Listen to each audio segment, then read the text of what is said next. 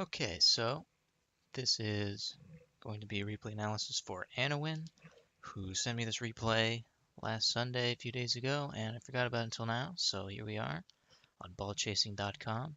You can see Anowyn here is a Diamond 3 solo queuing. He's got a Diamond 2 teammate, Diamond 3, Diamond 2 on the other team. So this was a fairly typical game where it was a close match and he barely won. So we can check this out here. Look at the boost collected by team. Looks like Anowyn's team collected more boost. Anowyn collected more boost than his teammate here. Boost consumption per minute. Anowyn seemed to be going faster. I think we can see that throughout this. We'll see that in the movement section. So that's a good sign, I think. Boost consumption per minute, though, using more boost. Time with zero boost. He actually had more time with zero boost than the other guy, so it seemed like he was using up more boost. Might have been a little confused as to where his teammate was. Might have led to the time with more boost. Not too much longer though, so doesn't seem too significant like this guy over here. Looks like we got more big pads and small pads. And let's take a look at movement here. So Anowyn was by far, well not by far, but slowly the fastest out of all of these four here. So that's a good sign. Controlling the pace of the game, the speed here. Also went the farthest distance. And you can see the possession of the ball. It seemed like the other team actually had more possession and more pressure, which is interesting. And demos and all that. So let's just take a look at it here, and I'll give you my thoughts on what's going on here. So we got a good kickoff here. It ends up going forward. Teammate right here gets a hit on it. Doesn't really keep control of it, so it's good to recognize that he didn't have that. And I think it's good there to turn back as well. Right here, you know that, alright, you can't get it past that guy. Kind of lost control of it a little bit. And then you get bumped here, and this dude hits it past you. So I like to take a look at that first from this angle. Let's see where this guy was going. He kind of turned around quickly. I'm not really sure what's going on here, but he turns around quickly. I think he was kind of in a bad position there, but at least he did well to keep control of it in the back corner there. And this hit was not too bad. Take it back to the back corner off of this section here. It's good to keep control of it. You only have like 22 boost. Now hitting it up you have 7, so this is not a good situation you want to be in. I think in that situation probably be better to not hit it up the wall, because you're not going to have enough boost to really do a whole lot with it. As you can see here, I think you did pretty much the best you could by getting it past that guy. The only thing you could have really done other than that maybe was try to land underneath it and catch it or something. But see, even with that, you don't have much boost, and it does go towards the net, but there's not a whole lot that you can do with it. Usually that other guy that flew past it, that's not going to happen. So that might be a turnover situation for the other team, but in this case, the guy doesn't do so well with it. That guy, I guess, pressured him into it or something, and passes it kind of back to you there. So that was a good opportunity that you did sink into the net, so that's good. And let's watch this one from Death Ear. So he kind of went up the side. He recognized that this guy might not hit it, so he stayed. And then right here, he didn't read it right, so he didn't get the right hit. And this hit right here actually wasn't too bad. It looked like it was a little poorly planned. Doesn't seem like that was what you were trying to go for. But it did end up going off the ceiling and into a good spot for him. So I mean, it worked out. But I would think right here, I mean, it's good. It's a good pass, but you could also hit it more towards the net as well. Because I think the main thing about this one is that you ended up really awkward after that, and you had to use some boost to get back down. So now, right here, you're not really in a good spot. If you didn't keep control of it, you would have been a lot harder. So it's a good situation though here. Well, before here, I guess, right there from this guy, Death Ear, to keep control of it. But right here, he kind of hit that too far back out to the center, so he lost control of it here, and I don't really agree with the decision to go up for this, because I think at this point it's kind of passed over to the other team, because see right there, he's going to lose. So I think from this perspective from you, you almost made it, or I mean you did make it, almost lost it is what I meant to say really. So it was really close. So I think in this situation you landed kind of awkward, couldn't get back super fast. But I think this is not bad. I think I would have moved a little more to the left to be, let me use the fly cam here. I think in this case I would have tried to either hang out over here to see what happens with this guy, or move back. And in this case you kind of moved back, but waited around a little bit there. You turned back.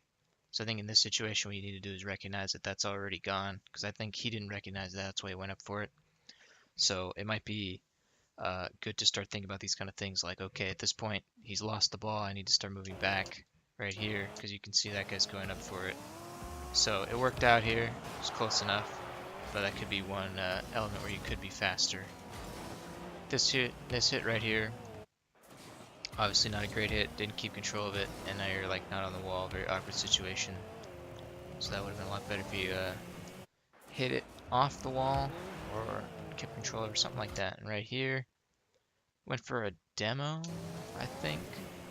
It's probably not the best idea because you're pretty much relying on Death Ear to get something here. I mean, if that Veclor guy managed to put it back in, demo could have been a good idea, but I think in this situation probably would have been better to just rotate behind him, because you don't know if, like, this situation, if you didn't dunk that, it would have been bad, you know?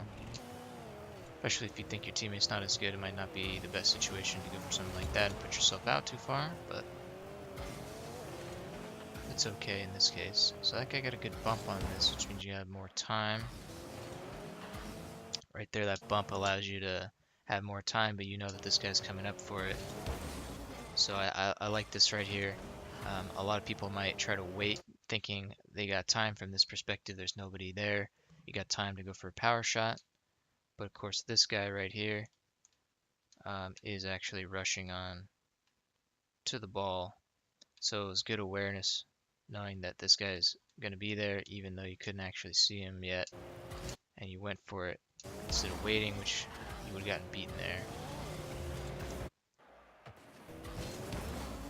So here, let's see here. This guy's kind of in a weird spot on your team there, but at least you're keeping good pressure up. And in that case, you can see here that this guy is kind of slow to come back, but he's trying the best he can. So right here, you kind of need to get a good hit if you're going to challenge it. So I agree with the decision to challenge it, but you just got to make sure you get a good one, because otherwise that guy on your team might not get back fast enough. Although right here, let's see, after you challenge it, right about here, kind of turn away, and this guy doesn't go for it, so it creates kind of an awkward situation. I think in that sense, if you knew you were going to get beat, you probably should have left it, maybe. But I do see some confusing situations here. I mean, a lot of confusing situations sometimes when they don't hit the ball properly. Right here looks like a good opportunity there, that demo. I want to see it from this guy's perspective, because, yeah, I think it's a good decision from him, because he knows that guy's coming back, so if he shoots it from here, it's not really going to work out that well. So this is a pretty good pass. I mean, it could have been more infield even, but I think it worked out pretty well. You just didn't quite get there. So then that creates kind of an issue here, but it seemed to work out okay. I think just need more consistency in the challenges from either you or him. Looks like he's getting bumped there. That's a good challenge to keep going forward. Although there you could have been faster in this challenge and boosted towards it more. To try to get that so you weren't so late on it, but it just depends. I mean, a lot of your hits just need to be trying to control it as best you can, really. So like right there, that guy recognized that probably if he hit it off the wall, it wouldn't work so well, so he tried to carry the ball, and he couldn't get it past both of them. And right there is another kind of confusing situation where, you know, I think he probably should have left it to let you go for it, but he kind of went, and this guy hit it, so tough to read. But I mean, this is it's good pressure, because that's really what you want to do, is keep up the pressure on them and not get into situations like that. But I think really the problem here is this is good pressure. You could have turned on it even earlier, I think, like right here. You can kind of tell that guy's not going to be able to get it with the way he's falling, and the other guy's probably not going to be able to get there faster than you, so you could probably turn on that really quickly. But you wait a little bit, so now you got to go up for it, and you're not going to get as powerful of a hit, and you want to try to keep going with it, and that's what you did. But I think right here you just need to go up, like jump there quicker to make sure you challenge that guy first. So then when I got past you, this guy went for the challenge, which he shouldn't have. Like right here, you should kind of watch that patiently, and then right here, he knows that guy's should know that that guy's gonna beat him, so he should turn back, but he went for it instead. And that, of course, opened up the doors for a goal.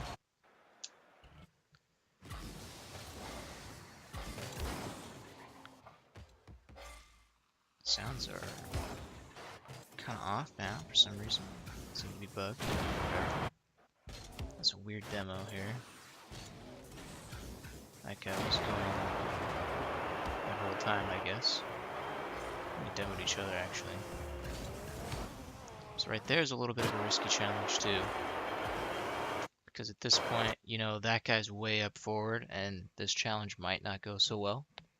So I would turn back there, because that guy's way too far forward, and he's not going to be in a supporting position. But you kind of got lucky that the guy didn't hit it well, or, you know, the challenge didn't go super poorly for you.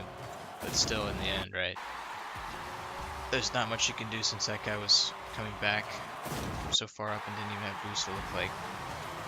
So those are just kind of situations where you can avoid getting scored on by just not going for risky challenges like that.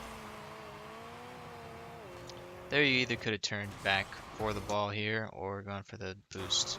But I think since you didn't have boosted, it's a better decision there. And this guy, that hit is not super great, because it just kind of passes it back to the team. Doesn't really have a whole lot you can do to try to control, because he can't control it, you can't control it, so. But good hits here to keep pressure on. I think that's a pretty good pass. Nice. Sinks it in. See right here, he had, yeah, really good pass there, good opportunities. Opening up.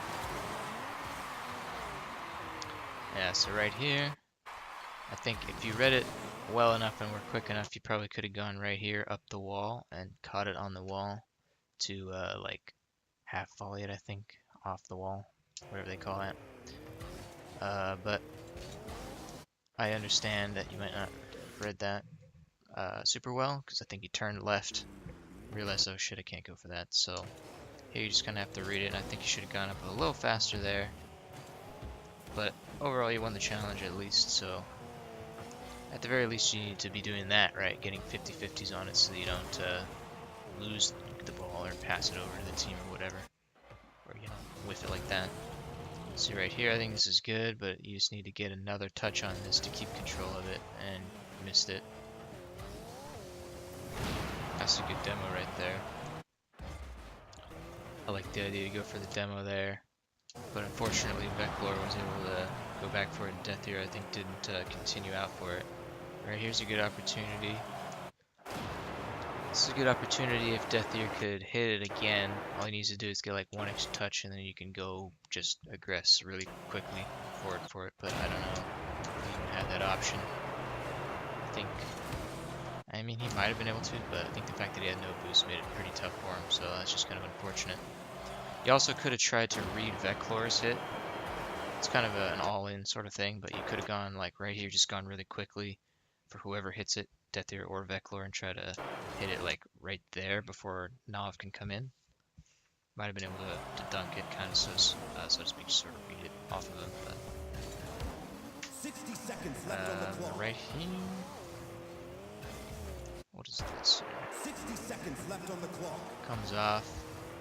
Back floor hits it. Death Ear doesn't get the greatest hit on it, but right there again, if you read that quicker, you might have been able to go for the half volley, or not necessarily half volley, but just at least something like that off the wall, like you were going for.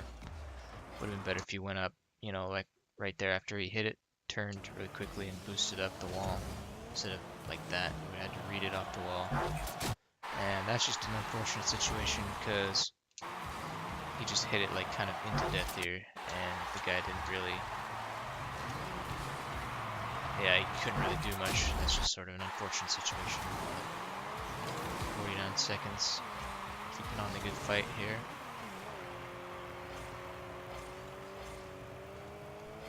Death Ear trying to get a good pass. That's not a great hit from the other team, which is good for you. Do a decent job of, you know, keeping this pressure on, which is obviously what you gotta do at 30 seconds. You gotta be aggressive and keep that pressure on here. Looks like he might have whiffed the boost there, but doesn't really matter too much. They're trying to just stall for time at this point. That can be kind of dangerous because it leaves you open to getting challenged. Oh, that's good. Let's see. So right here, this is a good challenge. I don't think this guy had boost, or if he did, he wasn't using it, so that was a really good hit off to the side. And wasn't the most powerful hit or the greatest hit off the wall, but I mean, this guy didn't save it, so I guess it goes in, you know? And then looks like you're gonna get an extra one here. Oh, I like this. So we have kickoff goes to the side, which is good. Death Ear ends up getting it off of there. This guy hits it up, and that's a bad hit from him. And this is just a really good finish there to eke out the win. So yeah, I think it's pretty tough considering, you know, you got all the way down to the wire, like almost 10 seconds left or so before you actually scored, but ultimately pulled out the win. I think generally played pretty well, but there's certain parts where you could just read things a little faster maybe to try to understand, recognize what's going to happen a little faster and act on it a bit quicker. And other than that, just trying to make sure you don't die for risky challenges and stuff that you don't need to go for. And